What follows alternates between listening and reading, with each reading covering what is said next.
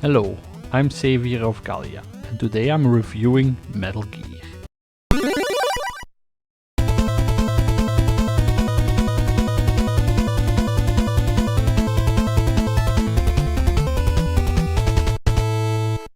Metal Gear Solid, one of my favorite franchises, where stealth rewards you more than outright killing your opponent. But before the Solid series, there were a handful of 8-bit games. And this time we're gonna see what the first game is all about, on the NES. Like in all my reviews, I review the story first, so go to this timestamp to avoid spoilers. The story of Metal Gear on the NES begins with a mission that appears straightforward. Solid Snake, a rookie member of Special Forces Unit Foxhound, is sent to the fortified state of Outer Heaven.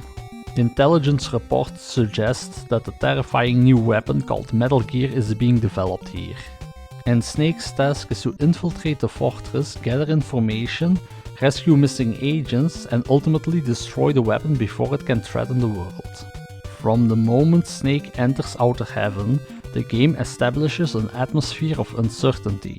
Communications from headquarters provide guidance, but the mission quickly becomes more complicated than expected. Snake discovers that the previous operatives sent into the region has either disappeared or has been captured.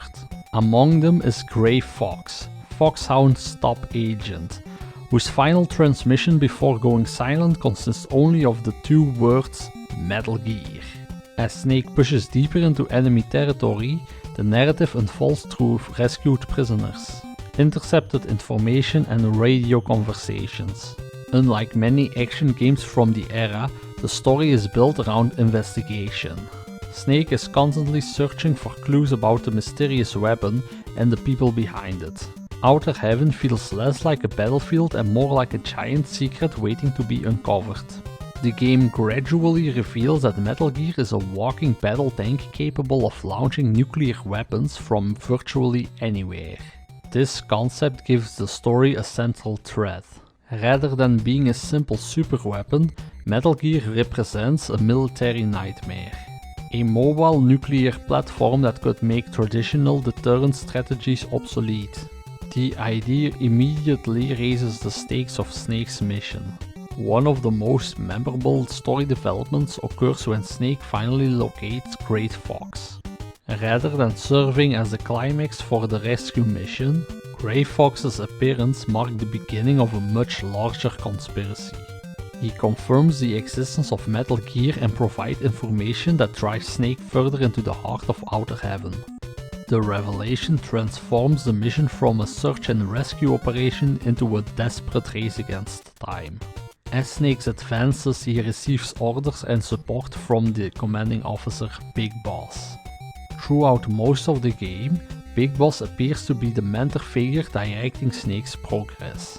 He offers advice, mission updates, and strategic guidance. Because of his position as commander of Foxhound, there seems to be no reason to doubt him. That assumption is eventually shattered. One of the story's most significant twists reveals that Big Boss is actually the leader of Outer Heaven. He has been manipulating Snake from the beginning.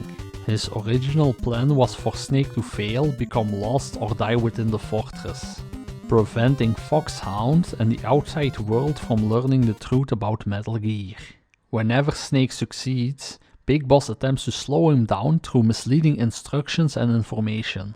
For a game released in the late 1980s, this betrayal is remarkably effective. The commander who seemed to be the player's ally turns out to be the architect of the entire crisis. The twist recontextualizes many earlier interactions, and gives the story a sense of political intrigue beyond the simple battle between good and evil. For this old game, the story is actually deep and I like it. Metal Gear is one of the more unusual NES games because it focuses on stealth rather than non-stop action. Instead of charging through enemy bases and eliminating everything in sight, players are encouraged to avoid guards, study patrol routes, and sneak through Outer Heaven without raising alarms. The stealth mechanics are simple but effective for the time. Guards follow predictable patterns, and getting spotted can quickly turn a manageable situation into a dangerous one as reinforcements arrive. This creates tension during exploration, especially when trying to reach a doorway or objective without being seen. Exploration is part of the experience. Players spend much time searching for keycards, weapons and special equipment needed to access a new area. Outer Heaven feels like a large maze. The progress often depends on finding the right item rather than simply defeating enemies. Combat is available but usually isn't the smartest option. Snake can collect a variety of weapons, including handguns, grenades and missile launchers. But ammunition is limited and enemy numbers can become overwhelming. The game generally rewards careful planning more than aggressive play. However, when you find ammunition, you can do a codec call, cancel, and it respawns rations and ammunition. One of the biggest frustrations is the keycard system. Many doors require specific cards, forcing players to constantly switch between them until they find the correct one. Combined with the game's sometimes vague directions, this can lead to unnecessary trial and error. While not every clue is obvious, these conversations are often essential for figuring out where to go next or how to overcome certain obstacles. For an NES title, Metal Gear offers a surprisingly unique blend of stealth, exploration and strategy. Its mechanics can feel rough and occasionally frustrating, but the focus on infiltration gives the distinct identity that a few games of its era could match. Metal Gear features visuals that are functional rather than flashy. The top-down perspective gives players a clear view of the environment, making it easy to track enemy patrols and navigate to various buildings of outdoor areas of Outer Heaven. This focus on readability is important for a game built around stealth. Character sprites are fairly simple but recognizable. Snake, guards and other enemies are easy to identify, even if they lack a great deal of detail. The game does a decent job distinguishing different enemy types through their uniform and color. The environments offer a reasonable amount of variety for an NES title.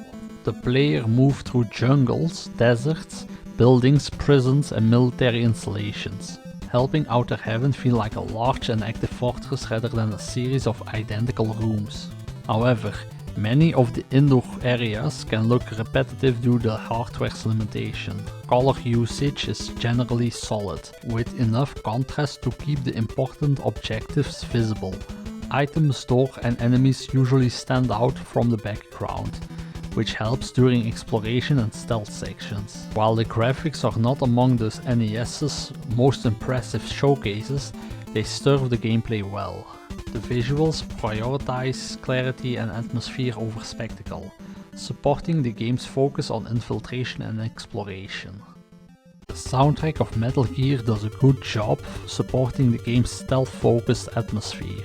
Rather than relying on upbeat action themes, many tracks create a feeling of tension and caution, fitting the experience of sneaking through a heavily guarded military fortress. Several of the game's stages have strong sense of urgency, using repetitive melodies and military-inspired rhythms to keep the player focused on the mission. The music helps the exploration feel more suspenseful, especially when moving through enemy territory while trying to avoid detection. The alert and danger themes are very effective. When things go wrong, guards become aware of Snake's presence. The music reinforces a sudden increase in pressure and encourages players to react quickly.